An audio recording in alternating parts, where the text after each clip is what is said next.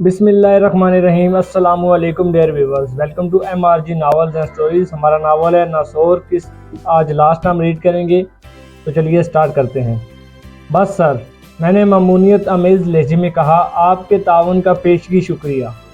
میں آپ کے اعتماد پر پورا اتر کر دکھاؤں گا۔ اس ملاقات کے 10 دن بعد مجھے پتہ چلا کہ حق نواز اپنے بیگار کیمپ پہنچ رہا ہے۔ اس دوران میں ایس پی صاحب سے مسلسل رابطے میں رہا اور ہم نے ہر قسم کی تیاریاں مکمل کر لی تھیں۔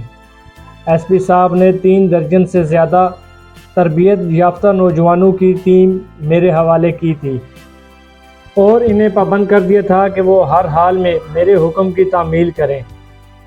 ہم ایک سرکاری ٹرک میں شہر خوشاب سے روانہ ہوئے، پھر کھنڈ اور نوشہرہ سے ہوتے ہوئے ہم سون سکسر پہنچے تھے۔ اس کے آگے کا سفر خاصا دشوار گزار اور صبر آزما تھا۔ ہم نے وقت کا حساب پہلے ہی لگا رکھا تھا۔ جس وقت ہم اپنے مطلوبہ مقام پر پہنچے، رات پوری طرح اپنے پر پھیلا چکی تھی۔ ہم نے اس بات کی تصدیق بھی کر لی تھی کہ اس رات حق نواز وہاں موجود تھا۔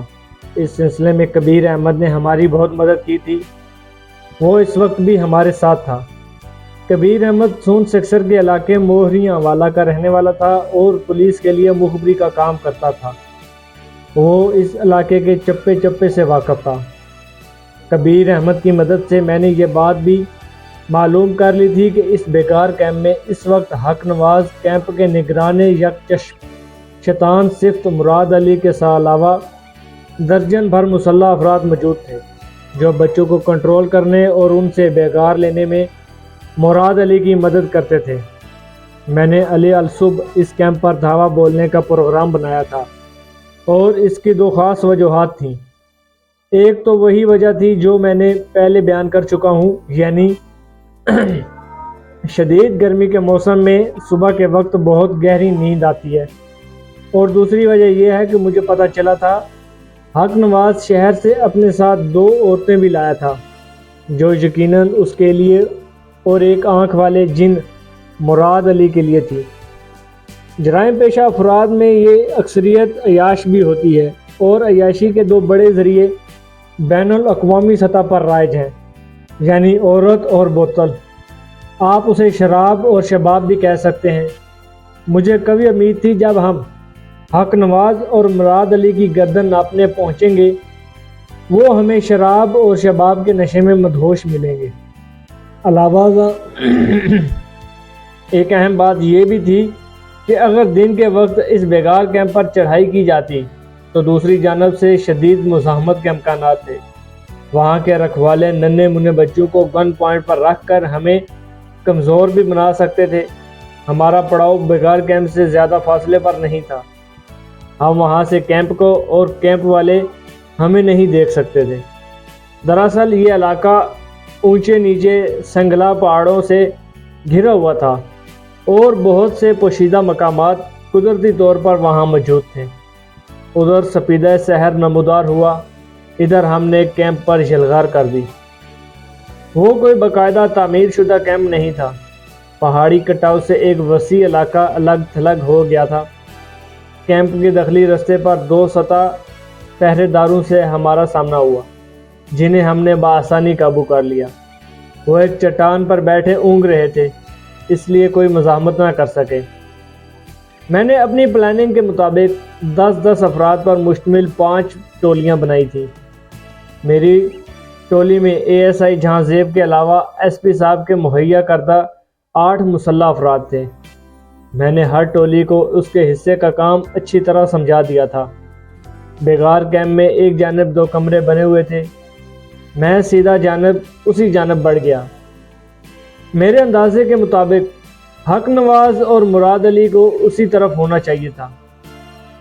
وہ دونوں نیچی چھت والے کمرے تھے اور بس نام ہی کے کمرے تھے۔ یوں سمجھے کہ بس پردے کا انتظام تھا، ورنہ ان میں باقاعدہ کمروں والی کوئی بات نہیں تھی۔ دروازوں سے آ رہی وہ دونوں کمرے خاموش تھے، ان کے اندر گہری تاریکی کا راج تھا۔ میں نے دائیں بائیں نگاہ گھما کر دیکھا، دور مجھے ایک چھت دار وسیع و عریض ہال نظر آیا، جس کی صرف دیواریں نہیں تھی اور وہ سامنے سے بالکل کھلا تھا۔ اس برآمد نما حال میں لاتعداد بچے بے ترتیب پڑے ہوئے سو رہے تھے، گویا وہ اغوا شدہ بچوں کا بیڈ روم تھا۔ اس وقت میں نے 2 ٹولیوں کو اس حال کی جانب بڑھتے دیکھا تو مطمئن ہو گیا۔ مجھے اپنے کان کے نزدیک ASI جہاں زیب کی سرگوشی سنائی دی۔ ملک صاحب، کیا ارادہ ہے؟ اندر داخل ہوا جائے؟ ارادہ خاصا نیک ہے جہاں زیب، میں نے بھی سرگوشی ہی میں جواب دیا۔ اب یہاں کوئی دروازہ تو ہے نہیں جس پر دستخط دے کر اپنا اخلاقی فرض پورا کیا جائے۔ ہمارے پاس سرچ وارنٹ موجود ہیں۔ ASI نے کہا، یہاں کے چپے چپے کی تلاشی کا ہمیں حق حاصل ہے۔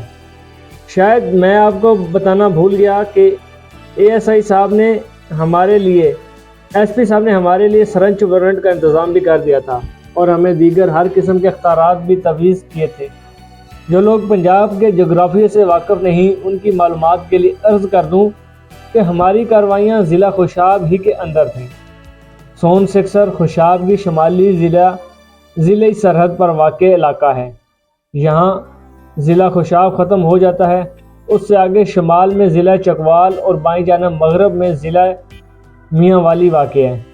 آج کل کی تقسیم کے مطابق خوشاب، بکھر، میاں والی اور سرگودا چاروں اضلاع سرگودا ڈویژن میں پائے جاتے ہیں۔ اس کے علاوہ نورپور تھل، جوہر آباد اور خوشاب ضلع خوشاب کی 3 تحصیلیں شمار ہوتی ہیں۔ ہم آپس میں یہ سرگوشیاں کر ہی رہے تھے کہ تھوڑے فاصلے پر سے فائرنگ کی آواز سنائی دی۔ میں نے گردن اٹھا کر اس جانب دیکھا۔ اگرچہ ابھی تک پوری طرح اجالا نہیں پھیلا تھا، تاہم مجھے فائرنگ کی آواز کی طرف کچھ ملکی سی سرگرمی نظر آئی۔ شاید کسی ٹولی کا پہرے داروں سے ٹکراؤ ہو گیا تھا۔ اس وقت ایک کمرے کے اندر سے کوئی بڑبڑایا، کون حرامی فائر کر رہا ہے؟ آواز میں واضح طور پر نشے کی لڑکھڑاہٹ اور نیند کا خمار محسوس کیا جا سکتا تھا۔ میں نے اشارے سے مسلح نوجوان کو ایک جانب ہٹنے کی ہدایت کی اور ASI سے کہا کہ وہ ہر 4 افراد کو ہر ایک کمرے کے داخلی دروازے پر مسترد کر دے، یعنی وہ داخلی دروازے کے پاس دیوار سے لگ کر کھڑے ہو جائیں، اور جیسے ہی کمرہ نما اس جھونپڑے سے کوئی باہر نکلے اسے بے بس کر کے گرفتار کر لیں۔ میں ذرا اس طرف جا رہا ہوں۔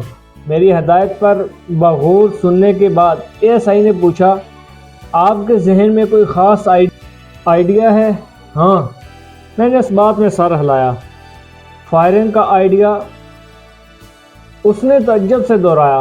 میں نے کہا، میں اس کمروں کی عقبی سمت میں پہنچ کر ہوائی فائرنگ کروں گا۔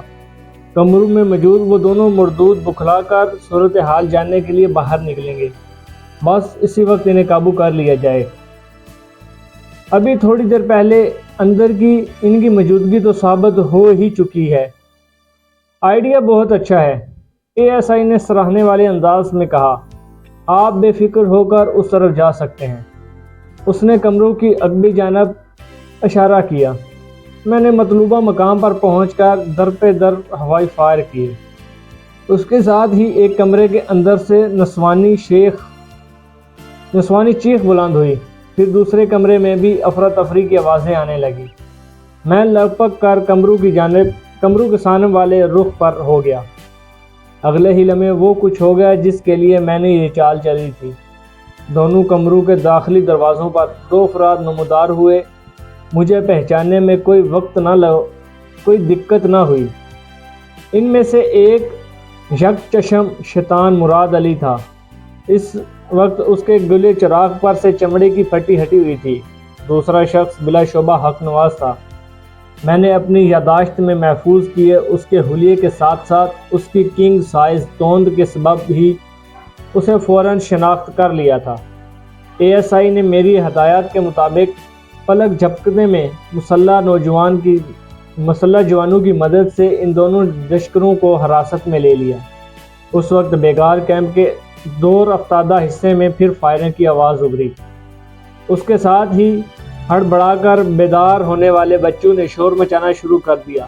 حق نواز نے غصیلے لہجے میں پوچھا، تم کون ہو اور یہ سب کیا ہو رہا ہے؟ وہ ہماری وردیوں سے سمجھ تو گیا تھا کہ معاملہ خاصا سنگین ہے۔ تاہم اسے اپنے تعلقات کا زحم تھا۔ بگڑے ہوئے لہجے میں بولا، تم جیسے پولیس والے میرے موضوع میں بھرے رہتے ہیں، ہم پر ہاتھ ڈال کر تم لوگوں نے اپنی موت کو آواز دی ہے، کیا پولیس آئی ہے؟ ایک عورت نے کمرے کے اندر سے تشویشناک لہجے میں کہا، پھر ہچکچاتے ہوئے باہر جھانکا۔ اس دوران میں دوسری عورت بھی کمرے سے باہر آ چکی تھی۔ ASI نے ان پیشہ ور عورتوں کے ہاتھوں میں بھی ہتھ کڑیاں پہنا دیں۔ حق نواز اور مراد بادستور ہمیں خطرناک نتائج کی دھمکیاں دے رہے تھے، مگر مجھے ان کے کیدڑ بھکیوں کی ذرا بھی پرواہ نہ تھی۔ میں ان گرفتار شدہ چاروں کو ASI کی تحویل میں دے کر اس جانب بڑھ گیا جہاں بچوں نے ادھم مچا رکھا تھا۔ اب اتنا اجالا پھیل چکا تھا کہ بیگار کیمپ کا منظر واضح ہو گیا تھا۔ میں نے یہ بآواز بلند ان تمام بچوں کو خاموش ہونے کی ہدایت دی۔ ایک محتاط اندازے کے مطابق ان کی تعداد 150-200 کے قریب تھی۔ وہ خاموش ہوئے تو میں نے کہا، ڈرنے کی کوئی ضرورت نہیں ہے بچوں، ہم پولیس والے ہیں اور آپ لوگوں کو رہا کروانے آئے ہیں۔ بچوں میں خوشی کی لہر دوڑ گئی۔ میں نے دیکھا ان میں 8 سال سے لے کر 15 سال تک کی عمر کے بچے اور لڑکے شامل تھے۔ وہ جوش و خروش سے ہمارے حق میں نعرے لگانے لگے، پولیس زندہ باد، پولیس زندہ باد۔ میں نے ہاتھ کے اشارے سے انہیں خاموش ہونے کو کہا اور ٹھہرے ہوئے لہجے میں تلقین کی کہ اس قسم کی افراتفری مچانے کی ضرورت نہیں ہے بچوں، اس وقت تم پولیس کی حفاظت میں ہو اور ہم بحفاظت تم لوگوں کو تمہارے گھروں تک پہنچائیں گے، لیکن اس سے پہلے ہمیں کچھ ضروری کام کرنا ہے۔ اب تم سب خاموش ہو کر ایک جگہ بیٹھ جاؤ۔ پھر میں نے 2 مسلح ٹولیوں کو بچوں کی حفاظت کا پر مامور کر دیا اور خود ان کی جانب بڑھ گیا اس جانب بڑھ گیا جدھر سے فائرنگ کی آواز آئی تھی۔ وہاں پہنچ کر میں نے اطمینان کا سانس لیا۔ ہمارے مسلح نوجوانوں نے وہاں کے تمام پہرے داروں کو حراست میں لے لیا تھا۔ اس کامیابی کے ساتھ ہی ایک افسوسناک بات خبر سے بھی واسطہ پڑا۔ مسلح پہرے داروں کو قابو کرتے ہوئے پولیس کے 2 جوان شدید زخمی اور ایک جاں بحق ہو گیا تھا۔ ہمارے لیے یہ ایک ایسا نقصان تھا جس کی تلافی ممکن نہیں تھی۔ اگلے 2 گھنٹوں کے اندر ہم نے تمام کارروائی مکمل کر لی۔ حق نواز کی نگرانی میں چلایا جانے والا وہ بیگار کیمپ دراصل ایک مشقت گاہ بنا تھا۔ وہاں پر بے بس اور لاچار بچوں سے پتھر تڑوائے جاتے تھے، پہاڑی چٹانوں کو ہتھوڑوں کی مدد سے توڑ کر روڑی میں تبدیل کیا جاتا تھا۔ کپکپے اندر ہی روڑی کے کئی انبار لگے ہوئے تھے جو ننھے منھے ہاتھوں پر ظلم ڈھا کر وجود میں لائے گئے تھے۔ حق نواز نے مختلف سڑکوں کی تعمیر کے سلسلے میں اپنے بہنوئی کی مدد سے روڑی سپلائی کرنے کے ٹھیکے لے رکھے تھے اور اس بیگار کیمپ میں وہ اغوا شدہ بچوں سے پتھر کٹواتا تھا۔ یہ ایک ایسا انسانیت سوز سلوک تھا جس کے لیے وہ کڑی سے کڑی سزا کا مستحق تھا۔ موقع کی ضروری کارروائی سے فارغ ہونے کے بعد ہم نے سب سے پہلے بچوں کو خوشاب پہنچانے کا انتظام کیا۔ وہ کل 125 بچے تھے جن میں منصور عالم کے علاوہ جاوید احمد، آف محمودہ اور منیر احمد بھی شامل تھے۔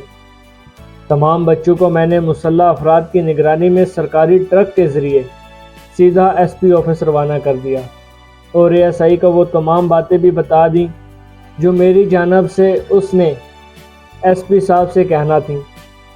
درجن بھر تربیت یافتہ مسلح پولیس نوجوانوں کے ساتھ میں گرفتار شدہ افراد کی نگرانی کے لیے بیگار کیمپ میں ہی رک گیا تھا۔ جن مذکورہ ٹرک بچوں کو بحفاظت شہر پہنچا کر واپس آتا تو پھر ہم وہاں سے روانہ ہوتے۔ دوپہر کے بعد وہ ٹرک واپس بیگار کیمپ پہنچ گیا۔ اس مرتبہ وہ اکیلا نہیں تھا، اس کے آگے 3 پولیس جیپیں بھی موجود تھیں جن میں SP صاحب کے علاوہ کئی سینئر پولیس افسران موقع پر پہنچے تھے۔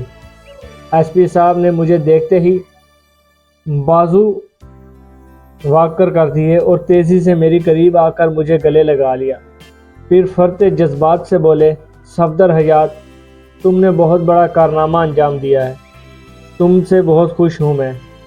سر، یہ آپ کے تعاون کے بغیر ممکن نہیں تھا، میں نے عام سے لہجے میں کہا۔ اس کامیابی میں آپ کا ہاتھ بھی شامل ہے۔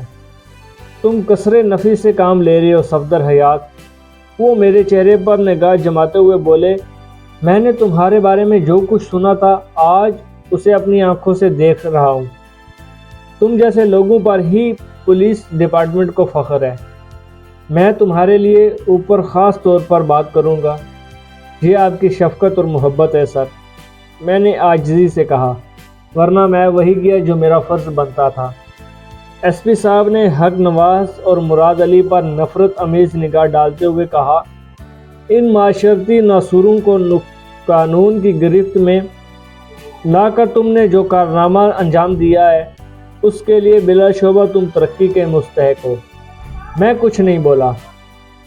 ایک بات میں نے خاص طور پر نوٹ کی تھی کہ ایس پی صاحب اور دیگر سینئر افسران کی موجودگی میں حق نواز نے ایک مرتبہ بھی کسی قسم کی دھمکی دینے کی کوشش نہیں کی تھی، ورنہ پہلے تو وہ میرے سامنے اپنا تاپتا نہیں تھا کس سیاسی شخصیت اور کون سے پولیس افسران سے جوڑ رہا تھا۔ شاید پولیس کی بھاری اور طاقتور جمعیت کو دیکھ کر وہ صورتحال کی سنگینی سے واقف ہو چکا تھا۔ ہم اسی رات خوشاب شہر پہنچ گئے تھے۔ اگلی صبح میں نے اے ایس آئی جہاں زیب کو اور دیگر عملے کو ساتھ لے کر نور پور تھر روانہ ہو گیا۔ ہمارے ساتھ ننھا منصور عالم بھی تھا۔ باقی بچوں کو ان کے والدین تک پہنچانے کا کام بھی اسی دن شروع کر دیا گیا تھا۔ تاہم ان میں سے کچھ بچے ایسے بھی تھے جو اپنے گھر کا پتہ نہیں جانتے تھے۔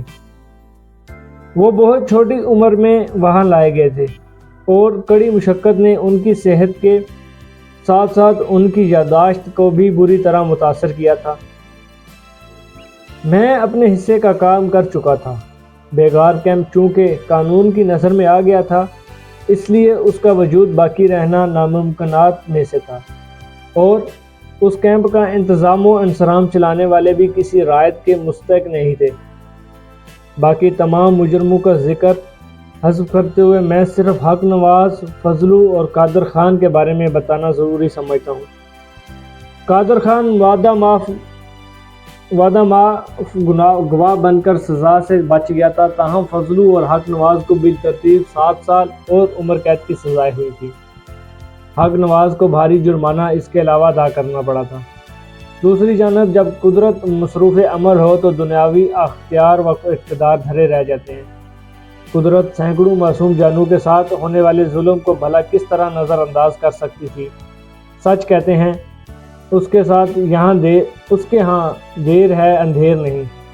ملک فیروز عالم اور اس کی بیوی خالدہ خانم اپنے لخت جگر کو صحیح سلامت پا کر اس قدر خوش ہوئے تھے کہ ان کی خوشی کو کسی بھی مروجہ پیمانے سے ناپا نہیں جا سکتا تھا۔ یوں محسوس ہوتا تھا جیسے ان دو جہانوں کا خزانہ مل گیا ہو۔ منصور عالم ان کے لیے ایک قیمتی خزانہ ہی تھا جو خوش قسمتی سے کھونے کے بعد انہیں دوبارہ مل گیا تھا۔ وہ فرور مسرت سے دیوانے بھی ہو جاتے تو تعجب کی بات نہیں تھی۔ نہ دکھ صاحب اولاد ہی جانتے ہیں۔ خدا سب کی اولادوں کو حق نواز جیسے انسان نما بھیڑیوں کی شر سے محفوظ رکھے، آمین۔ جی ویورز، تو آج اس ناول کا بھی اینڈ ہو گیا۔ تو آپ بتائیے گا آپ کو یہ ناول کیسا لگا ہے، کمنٹ میں اپنے رائے کا اظہار ضرور کیجیے گا۔ بہت شکریہ۔